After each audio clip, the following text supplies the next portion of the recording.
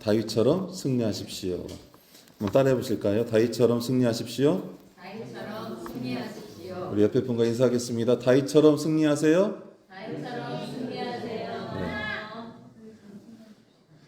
학교에 갔더니 거기 여자 목사님께서 저한테 미국에서 오랫동안 목회를 하고 오셨어요. 그래서 제가 저한테 어울릴 만한 외국 이름이 없습니다. 좀 하나 추천해 주십시오. 그랬더니 그 목사님이 저를 이렇게 쳐다보시더니 다윗이에요. 다윗 하세요. 그러시더라고요. 별로 공감들을 안 해주시네. 다윗과 같은 믿음이 저와 여러분에게 함께하기를 축원합니다. 탁월함과 어떤 문제를 극복하는 그 힘은 어디서 올까요? 미국에 이제 아흔이 된 한 백만장자가 자신이 이룬 성공이 다 없어지는데, 소진하는데 고작 3세대를 넘지 못한다는 말을 한 적이 있습니다. 그러니까 본인이 열심히 살아서 하나님 은혜 주셔서 부자가 되었는데 그 부와 그 유산이 유지되는데 3세대를 넘지 못하더라. 그러니까 통탄한 것이죠. 그는 시골에서 자랐습니다. 아버지를 따라서 소들을 키우고 또 말을 타는 그런 시골의 삶을 살았죠. 매일매일 물을 기르고 말들을 돌보고 양들을 돌봐야 되는 힘든 일상이었다고 합니다. 또 아침이면은 집에서 학교까지 20마일 정도 떨어졌다고 그래요. 굉장히 먼 거리입니다. 거기를 걸어서 왔다 갔다 했대. 그러니까 아침에 일찍 가다 보면 중간에 다른 목장에서 친구가 나오고 그렇게 두런두런 하면서 아침에 거의 2시간 가까이 걸어가고 올 때도 2시간 가까이 걸어오고 그런 시간을 보냈다고 합니다. 그런데 그가 성공한 후에도 자신이 가진 부로 내가 가진 돈 때문에 능력 때문에 자부심을 가져본 적이 없다고 그래요. 그는 오히려 오직 어떤 어려움이 있어도 그 어릴 때의 그 시간들을 떠올리면서 어떤 어려움에도 불구하고 다시 일어날 수 있는 자질을 가진 것에 만족했다고 합니다. 할렐루야. 여러분 손에 쥔 것으로 만족하기보다 하나님이 삶을 통해서 여러분에게 주신 그 자질로 믿음으로 만족하시길 축원합니다. 하지만 그가 사업에 성공하고 좋은 집과 차를 가졌을 때에 또 아이들을 좋은 대학에 보내고 스스로 만족하면서 나는 그렇게 어려울 때 자랐어도 이 정도 성공했는데 아마 이 아이들은 나보다 더 크게 성공할 거야 라고 믿었다고 그래요. 그런데 이내 곧 그 기대는 실망이 되었습니다. 생각보다 아들은 자신보다 나약했어요.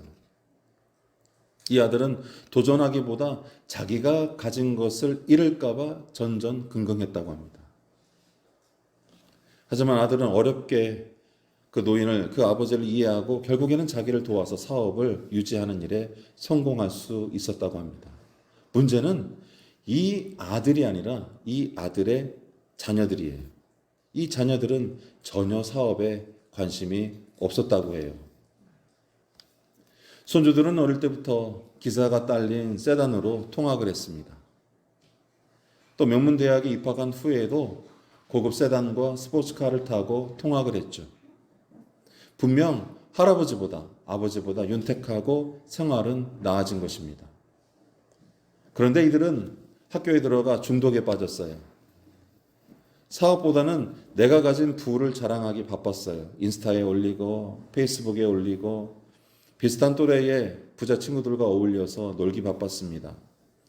또 그 부를 가지고 공장 운영이나 또 생산적인 기술 투자보다는 헤지펀드, 그런 사기성을 가진 펀드에 더 관심을 갖고 기웃거리면서 자기 평판을 유지하는 일에 더 많은 돈을 썼다고 그래요.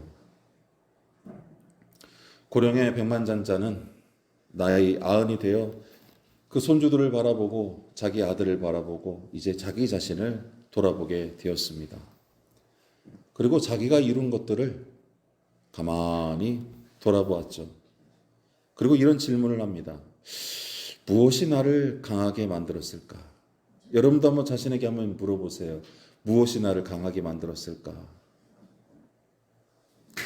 그리고 왜 더 많은 부와 안정된 능력을 가지고도 내 아이들이 실패하고 있을까? 내 손주들이 왜 실패하고 있을까? 고민하는 거예요. 그리고 그가 전한 해답은 이것이었습니다. 수십 킬로 떨어진 상점에 가기 어려워서 아버지와 나는 필요한 것이 있을 때마다 함께 만들었습니다. 이게 무슨 뜻일까요? 결국 문제를 해결할 수 있는 능력과 적극적인 노력, 더 나은 미래를 위한 비전과 성실은 온실에서 이루어지는 것이 아니라 따라해 보겠습니다. 온실 밖에서. 온실 밖에서 이루어진다는 거예요. 결국 문제를 해결할 수 있는 능력은 온실 밖에서 만들어지는 것입니다. 여러분도 동의하시나요? 네. 무엇이 우리를 단단하게 만들고 영적으로 더 풍성하게 만드는지 이 작은 예화를 통해서도 충분히 공감하게 되신 줄로 믿습니다. 그러므로 자녀들을 성공하게 하려거든 그것이 믿음이 되었던 세상이 되었던 내 품 안이 아니라 하나님께 맡기시기를 축원합니다. 하나님께 맡기세요. 내 품 안이 아니라 내가 옳게 여기는 기준이 아니라 하나님께 맡기세요. 그럼 하나님께서 그를 온실 안에서 온실 밖으로 인도해내서 반드시 강하고 담대하게 키워내시는 줄로 믿습니다. 이처럼 오늘 우리가 읽은 시편도 온실 밖에서 다윗이 고백한 시예요. 시인은 온 땅과 하늘을 보며 여호와 하나님의 이름이 아름답다고 찬양하고 있죠. 여러분은 하나님의 이름을 아름답다고 찬양한 적이 있으십니까? 지금이라도 한번 해볼까요? 하나님의 이름이 참 아름답습니다. 할렐루야.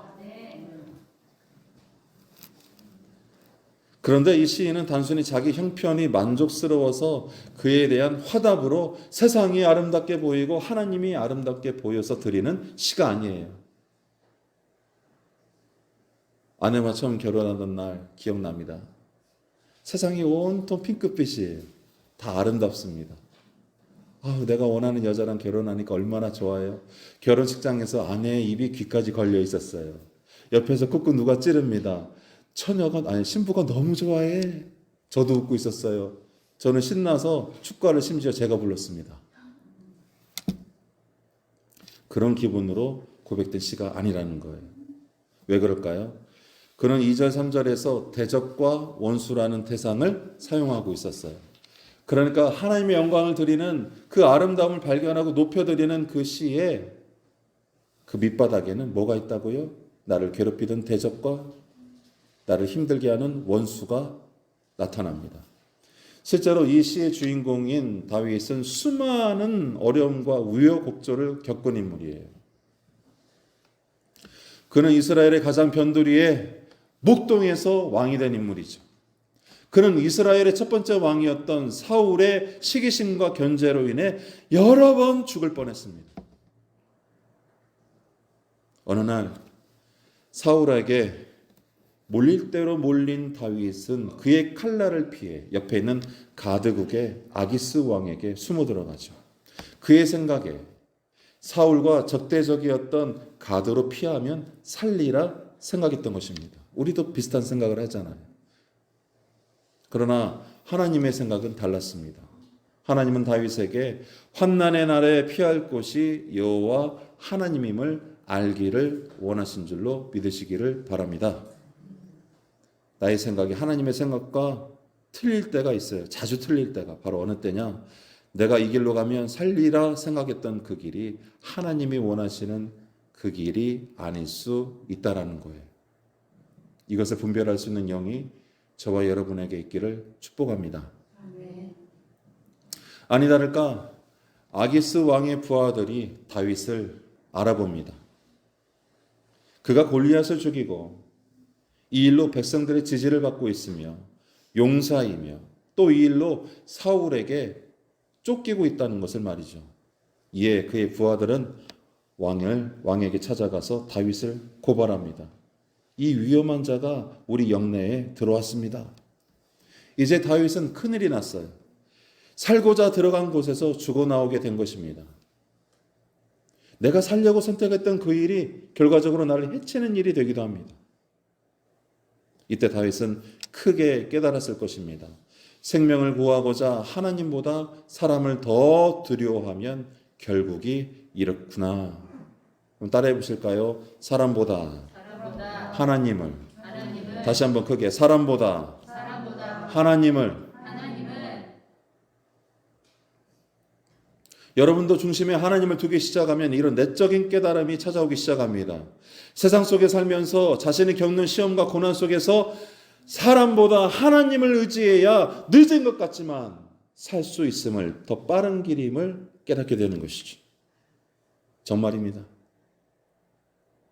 이제 다윗은 자신이 저지른 시행착오의 과정에서 대가지불을 경험하게 되죠. 대가지불이 있어야 돼요. 내가 선택한 그 일에 하나님이 구원하시되 그 구원에 따르는 대가지불이 반드시 필요합니다. 그게 뭘까요? 그는 그 아기스 왕위로부터 벗어나기 위해서 미친 척을 합니다.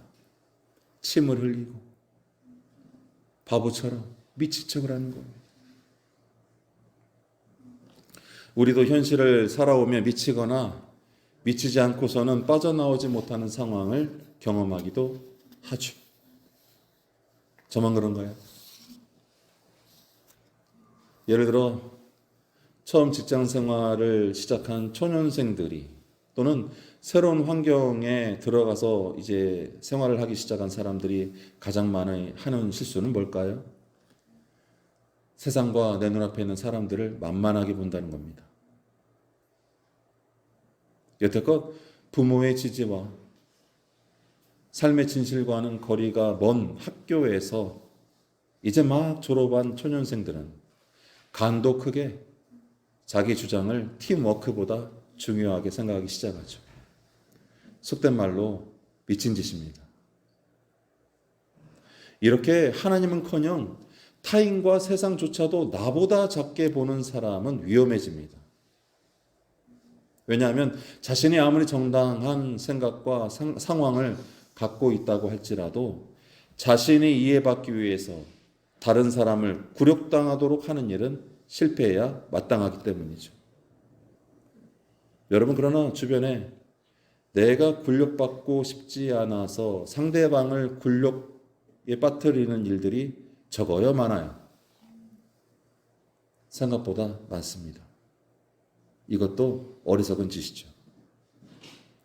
그리고 이 기본 자세가 무너져 위기에 노출된 사람들은 대개 이런 말을 합니다. 다른 사람을 존중하지 못하고 어려운 일을 당한 거예요. 그때 직장 상사에게 또는 내 이웃에게 또는 가족에게 이렇게 말합니다. 내가 미쳤었나 봐요. 제 본 마음은 그런 것이 아니었습니다. 제가 어리석었어요. 그 일은 이렇게 처리하는 게 아니었습니다. 그러나 이런 뉘우침이 있어도 분명히 말하지만 세상은, 직장은 이를 호락호락하게 넘어가 주지 않습니다. 이처럼 다윗이 미친 척을 한다고 해서 가드 땅에서 안전하게 벗어나리라는 보장은 있을까요? 없을까요? 그 대가지불로 우리가 용케 하나님의 뜻을 발견해서 그 대가지불을 기꺼이 지불한다 할지라도 그 결과가 좋을지 나쁠지는 누구에게 달려있어요? 하나님께 달려있어요. 지저스에게 달려있어요. 그런데 이때 놀랍게도 하나님께서는 다윗을 보호하십니다. 그 보호하심의 역사가 저와 여러분에게 있기를 축원합니다. 내가 잘못해도 하나님이 덮으시면 어떻게 된다고요? 덮어지는 거예요. 그러나 내가 잘해도 하나님이 용인하지 않으면 어떻게 된다고요? 솟아나는 거예요. 드러나는 거예요. 내 건강이 비록 좋지 않아도 하나님이 덮어주시면 어떻게 된다고요? 치료해 주시고 생명을 유지해 주십니다.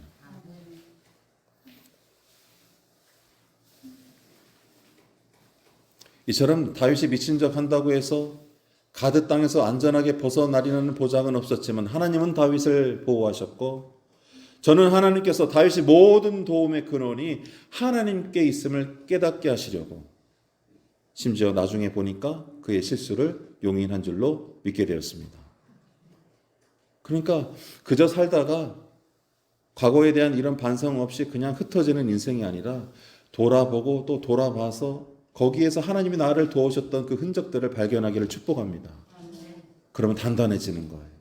똑같은 실수로부터 벗어날 수 있는 거예요. 생각지도 못한 축복이 나타나는 것입니다. 다윗은 미친 척을 해서 위기를 벗어나 겨우 그 위기에만 벗어나려고 급급하지 않았죠. 하나님의 은혜를 받은 사람, 하나님이 내게 그런 뜻이 있었구나, 내게 그런 뜻이 있어서 내게 이런 시련을 주셨구나, 내 실수에도 불구하고 나를 일으켜 세웠구나, 그러면 마음이 변화되기 시작합니다. 그러면서 위기, 문제, 당장의 이익을 위해서 움직이지 않습니다. 급급하지 않아요. 어떻게 변할까요? 그 이후로 믿음의 사람은 더욱더 단단하게 변하기 시작하고 더욱더 하나님의 이름을 크게 의지하기 시작하며 무엇보다도 하나님을 아는 향기가 그의 입술과 그의 삶을 통해서 나타나기 시작하는 줄로 믿으시기 바랍니다.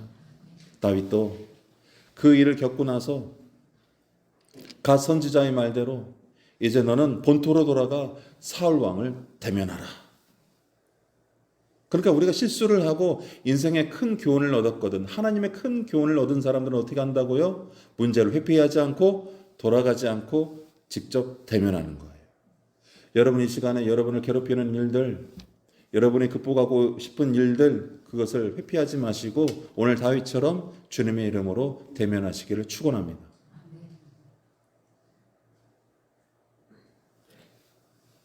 결국 더 고양된 믿음을 갖게 된 다윗은 하나님이 도우시면 어린아이들과 젖먹이로도 원수와 적대자들을 잠잠하게 만들 수 있다는 고백을 삶을 통해서 경험하게 된 거예요. 어떻게 해요? 변방의 모서리에 서 있던 다윗을 하나님께서는 왕으로 만들어 주셨습니다. 변방에 그 짜투리 변두리에 있는 다윗을 하나님이 들어서 그에게 기름 부으시고 그를 왕으로 만든 분도 하나님이세요. 또 마음이 원통한 자들, 빚진 자들, 환난당한 자들, 그런 400명으로도 능히 사울을 무너뜨린 분도 누구시라고요? 하나님이세요. 아무리 버려지고 작은 자라 할지라도 하나님은 자신을 의지하는 자들을 귀하게 여기시고 결코 이들을 버리지 않음을 경험하게 된 것입니다. 다윗이 하나님이 붙여준 사람들을 보니까 빚진 자들이에요. 그래서 마을로 돌아갈 수가 없어요. 환난 당한 자들이에요. 그래서 더 이상 누군가 어울릴 수가 없어요. 상처가 가득해서 그렇게 찢어지고 구겨지고 버려지고 밟혀진 영혼들을 통해서 붙여주시는 거예요. 그런 사람들만. 그러면서 다윗으로 하여금 깨닫게 하시는 겁니다. 너의 힘으로도 아니요. 따라해 보겠습니다. 나의 힘으로도 아니요. 하나님의 힘으로. 나의 힘으로도 아니요. 하나님의 생명 주심으로 내가 유지되는 것이구나. 이처럼 작은 자라 할지라도 하나님을 힘입은 사람들은 비로소 눈을 떠서 자신과 세상을 바르게 보게 되는 줄로 믿습니다. 하나님의 충만이 가득한 세상임을 비로소 깨닫기 시작하는 것이죠. 내 손에 쥔 것으로 세상을 볼 때는 자신 없습니다. 그러나 하나님이 보이기 시작하면 내 손에 쥔 것이 없어도 그 충만한 세상이 눈에 들어오기 시작하는 거예요. 하나님이 오늘 내게 어떤 도움을 주실까? 하나님이 내게 이 사건을 통해서 어떤 깨달음을 주실까? 하나님이 작은 나라도 작은 내 자녀를 통해서도 어떻게 역사하실까 기대하고 기도하기 시작하는 겁니다. 할렐루야. 다윗은 또 믿음의 사람들은 이러한 믿음을 경험하고 나서는 먼저 뭐가 달라지는 줄 아세요? 입술이 달라집니다. 아침에 일어나서 찌뿌둥합니다. 오늘 할 일이 많아요. 걱정 근심거리가 있어요. 그런데 제게도 놀라운 다른 좋은 습관이 하나 생겼습니다. 그러거나 말거나 오늘은 좋은 일이 생길 거야 라고 말하고 일어납니다. 감사합니다 주님 하고 일어납니다. 그럴 때는 정말로 마음이 밝아지고 하나님의 인도하심이 또 새롭게 보이는 거예요. 입술이 달라지고 오늘 다윗처럼 하나님을 경험한 사람들은 시와 찬미로 예배하기 시작하죠. 입술이 달라졌으니까. 기도합니다. 입술이 달라졌으니까. 찬양합니다. 입술이 달라졌으니까.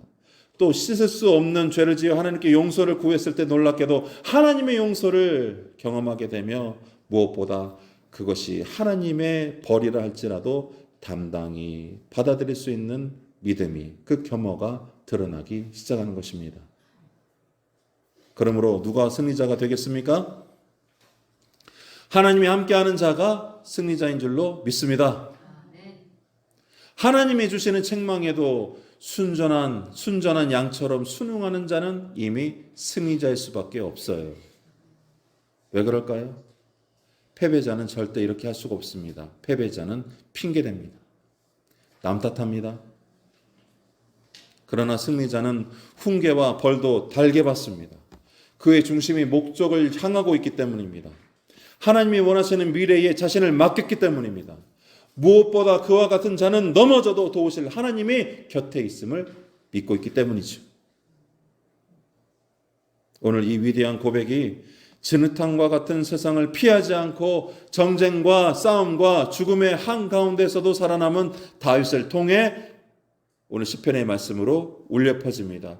여호와 우리 주여, 주의 이름이 온 땅에 어찌 그리 아름다운지요. 사람이 무엇이기에 주께서 그를 생각하시며 인자가 무엇이기에 주께서 그를 돌보시나이까. 사랑하는 성도 여러분, 꽃밭 같은 인생은 없습니다. 꽃길만 가세요? 그런 거 없습니다. 꽃밭은 천국에만 있는 줄로 믿습니다.